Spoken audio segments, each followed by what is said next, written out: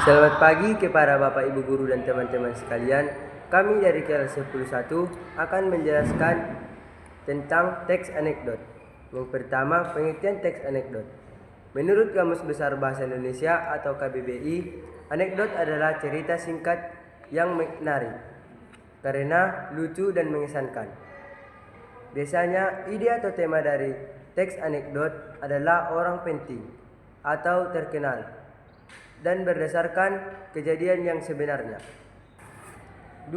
Struktur teks anekdot. Struktur teks anekdot dibagi menjadi 5 jenis dan itu wajib disertakan dalam teks anekdot, yakni 1. Abstrak, menggambarkan isi teks sehingga pembaca bisa memberikan ilustrasi terhadap isi cerita tersebut. 2. Orientasi.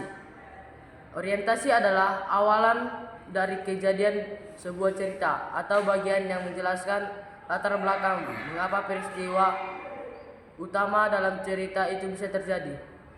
3. Krisis.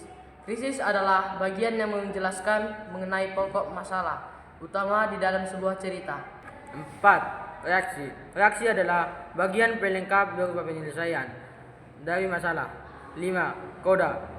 Koda adalah bagian penutup cerita dalam teks anekdot. 3. Kaidah kebahasaan. 1. Kalimat yang menunjukkan masa lalu, contohnya pada frasa atau kata. Suatu hari, waktu itu, kemarin, tadi pagi, dan lainnya, yang memberikan makna kejadian yang sudah berlalu. 2. Konjungsi, yang menyatakan hubungan waktu.